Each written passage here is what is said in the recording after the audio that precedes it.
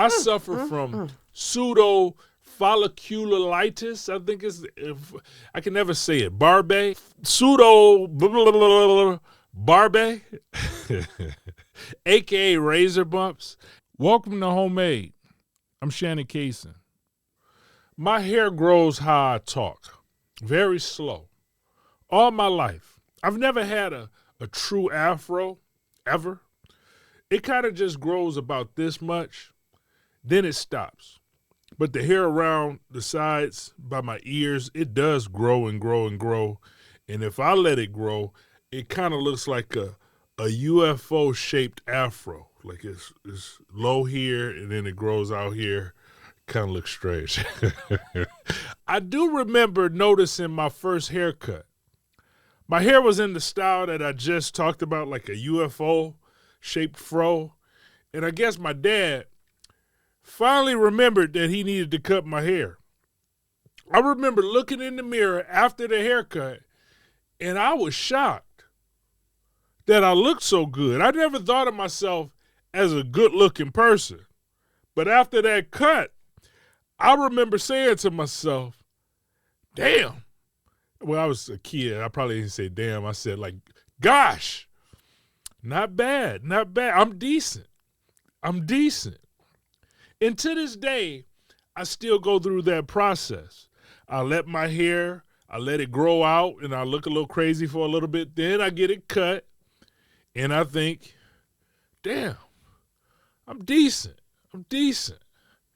And I know I should keep a regular haircut for consistency, but I like having these dramatic changes to my appearance, at least my hair. And because of this, it's crucial that when I do cut my hair, it has to be cut right. It's just that doesn't always happen. Like I said, my first barber was my dad. My dad was a professional barber years before I was born. And then when I was young, he had stopped cutting hair and he was doing jerry curls at that time. It was the 80s. Jerry curls was the big thing. So he knew how to cut hair, but jerry curls were in style. There was a salon set up in the basement of the house where my dad would do the jerry curls. And it was mostly women from around Detroit. And I didn't want my UFO-shaped afro turned into a UFO-shaped jerry curl. So I asked him to cut my hair. The thing about your dad cutting your hair, no matter how good a barber they are, as a child, you can't really tell them how to cut your hair. They're going to cut it the way they want to cut your hair, not the way you want your hair cut. And that worked when I was like 5 or 10. But when I got to high school, I didn't want my dad to cut my hair anymore. I had to find my own barber. Being a barber in the black community is an esteemed profession. I think barbers are respected universally. I don't know about other communities because I'm not in them. But in the black community, to be a barber is an admired profession. It's a skill. Not everyone can do it. It's well paid. Relatively, a good barber can make good money. People need you. When people come to you out of necessity, there's a power in that. And barbers are usually the coolest people ever. Who's cooler than the barber in the neighborhood? Maybe the neighborhood drug dealer, but even the drug dealer needs to go to the barber. You don't need the drug dealer if you still need the barber. If you need the drug dealer, you stop needing the barber. So needing barbers is the best way to stay off of drugs is what I'm saying. It's a good thing. My first barber after my dad, he was pretty cool, Mr. Throckmorton. He owned the Throckmorton Barbershop in Ecorse, Michigan. And I walked past it every day on my way to school. I never went in. It was one of these old school barbershops with the candy cane pole on the building. Throckmorton was a professional barber, someone you look up to in the neighborhood. He drove a nice car, dressed decent, tall, strong guy, a man who everyone in the neighborhood respected. He was the first barber that I went to outside of my father for fades and haircuts before basketball games. Now, Throtty, and that's what we called him when he wasn't around, Throtty cut mostly grown-ups' hair and little kids. He didn't do the latest styles in the 80s with the designs and everything. Throtty just did basic cuts, which was fine. But one time he cut over my ears too high, and it was a bad cut. And I had a basketball game that day, and I was hurt. I don't know if you know. If you got a bad haircut and you got a basketball game, it's like the worst day of your life. So I never went back to Throtty after that. Stopped going. One bad cut can end a relationship with a barber. It's like getting sick at your favorite restaurant. You're never going back. Then I found out where all the people were going to get the freshest cuts. Bud's Barbershop in River Rouge. Bud had the trendy cuts for the young people in the early 90s. Throckmorton was old school, which is good, but Bud was new school, which is better. The only thing about going to Bud's, it was in River Rouge. Detroit, Ecorse, and River Rouge were all connected in the neighborhood that I grew up in. It was like right across the street. You cross Bassett, you're in Southwest Detroit. You cross Visitor, you're in River Rouge. And then Ecorse is where I'm from. I wasn't in any gangs or anything. And the area wasn't really big on gang culture like Chicago or LA, but it still mattered what part of the neighborhood you grew up in. Ecorse and River Rouge would have major fights sometimes. So you had to keep your eyes open. Southwest Detroit was his own thing too. You just had to keep your eyes open, even if you wasn't involved. The thing with me, I played basketball. So being a baller was like a golden pass into every neighborhood because you would go to the neighborhood basketball courts in every neighborhood. So if you could hoop, you could go anywhere, and I could hoop. But you still had to be aware. You had to know what was going on. I would carry my basketball sometimes, just bounce it around the hood because that would be proof that, hey, don't shoot me. I'm playing basketball. I play basketball. Don't shoot me. So walking the Buds had a degree of stress. You have your head on a swivel, ready to run back across Visitor to get back to Ecorse where you were safe, semi-safe. But I went to Bud's on a regular basis. Bud knew how to do like the simple lines in your hair, like the fades with the simple lines. So you was like fresh for the 90s. This is in the 90s. You was fresh. Then one of my high school friends, Huggy, got really good at cutting hair. Hug lived right around the block from me. I lived on 19th Street in Ecorse, and he lived on 18th Street. And he had been practicing on the whole neighborhood for years, but then he got really, really good. I mean, Hug's house became the spot to go for haircuts. Even the people who was going to Bud's would be going to Hug's. Everybody was going to Hug at one time, and he was still in high school. So he was making good money for high school. And the best thing about Hug is he could do the freshest young cuts. He was like an artist with the clippers. So if you wanted intricate designs in your haircut, Hug could do it. Like a picture of a football or basketball, or if you play baseball, your favorite sports team in your hair, a memorial to your grandma for her funeral, one of your cousins or something like that. You can get your nickname and graffiti lettering in your head. I never had a nickname, so I got Axe Shan in my head. I got AK Shan. I thought that was a cool name. I put a pic on Instagram of me with my Axe Shan in my head. I still got a pic of it. I'm at Shannon Cason on Instagram. But Hug did it all. And because he was my friend, I would dip out sometimes without paying him. I just kind of like talk to him for an hour. I probably owe Hug some money next time I see him. I actually saw Hug not too long ago. At my 50th birthday party, he had came on out. So shout out to Hug. It's a good man right there, and I do owe you something. When I went away to Michigan State, my roommate Troy would cut my hair all the time. Troy could do all the basic cuts. I went to his house not too long ago, and beautiful family, beautiful home, and there's still a makeshift barbershop in his basement, even to this day. Troy wasn't a barber. He's an engineer, but he could cut hair. And all I needed was a fade back in the day. You just needed a fade. I'm a pretty easygoing haircut guy. Basic haircuts, some designs because I had Hug, but mostly basic haircuts. It doesn't even have to be perfect. But the only thing with me, you have to listen to me because my skin is very sensitive. Being easygoing with sensitive skin has put me in some bad circumstances. I've gotten numerous terrible haircuts throughout my life.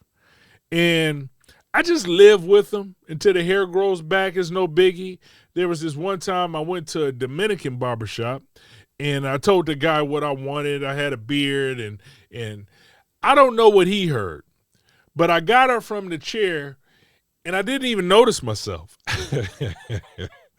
I think he thought I was Dominican or something because I had a Dominican haircut with like a little chin strap, beard, and everything. I sat down and I was dressed normal, and I got up in a flashy silk shirt with a gold chain, and I could dance all of a sudden. I don't know. I know I'm stereotyping, but I looked like Nori. You know Nori, from Drink Champs and the rapper Nori. Seriously. I remember I went to a Jamaican barbershop in Brooklyn. And you ever been somewhere like you was going to get something and you telling yourself in your head, you like, walk out, don't get a haircut. But you don't. I knew I shouldn't get a haircut. Everything looked unsanitary while I was waiting. There was no clipper cleaning after every cut. It was downstairs in this basement, and the goat came out of the back room. I know I'm doing some terrible stereotyping right now, but it was bad. I knew I shouldn't get a haircut. I knew I was going to get hepatitis or some kind of disease at that barbershop. Thank goodness I didn't. But I needed to cut for a date. I was going out on a date, and his clippers were too sharp, so I had that scar hairline around my whole head. The worst thing a barber can do is to try to make me look too clean cut.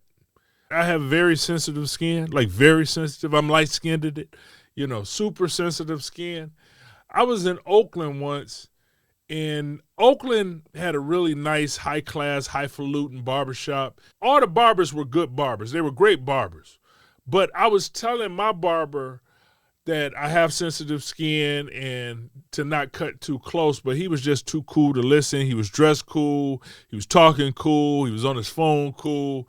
And he cut my hair perfectly, but too perfectly. Like he got every single hair that was out of place on my face and on my head, So I could just feel like while he was doing it, he might be cutting it too close. He didn't nick me or anything, but he was just cutting it too close. So for that one day, I had a perfect haircut. But then the next day, when my hair started growing back, the hair grew under my skin and my skin bumped up. I suffer from pseudo folliculitis. I think I can never say it. Barbe, pseudo barbe, aka razor bumps. These are painful, ugly bumps that grow on the beard line. It's an ingrown hair, and the hair curls up under the skin, and they just hurt and look bad. I've tried everything: bump stopper, magic shave, black opal, tin skin. I even had 6 sessions of laser hair removal. Nothing worked until eventually, I had the bright idea to just let my hair grow out. Around 30, I said, well, I'm going to just let my beard grow. And sometimes I'm just dumb like that. It's right up under my nose, and I'm not thinking that I could just let my hair grow. Speaking of cool barbers, Detroit has the coolest barbers in the world. But great barbers, there's great barbers in Detroit, but they're so cool that they don't listen to you. Until I found one Detroit barber that I actually like and that actually listens. Here's a call with my barber, Stanley Paige, at the Detroit Barber Company here in Detroit, obviously. Hey, man, Stanley, what's up, man? What's up? What's happening, Shannon? Doing good, man. Hey, I did an episode on cutting hair and the haircuts I've gotten over the years. You the first barber, one of the first, I don't even remember one before you, who actually listens to me when I'm getting a haircut. You actually, hear me saying to you, my skin is sensitive. Please don't cut me. You actually listen to that. Have you always been like that? Have you always listened to your clients and like, where did that come from, man? Oh, absolutely, man. Well, it started from just my own experience because, I had a bad experience at a barbershop at a young age. I was about 14. And in that barbershop, I had a barber, that I went to every other weekend, probably like twice out the month. And one day he went to line me up. Those trimmers, they were a lot sharper than I anticipated. So, I go in there and at this age, I didn't know nothing about cutting hair. So I just thought my line was going to be a lot sharper, So I was like, okay, cool. I'm going to relax, chill. The next day I wake up, I got a scab around my forehead. Everywhere where he lined up, everywhere those trimmers touched was a scab. So that's where I just had, told myself, like, you know what, forget it. I'm going to Walmart. I'm going to go to the local, beauty supply store, try to find a pair of clippers. Yeah. And that's how I got my start.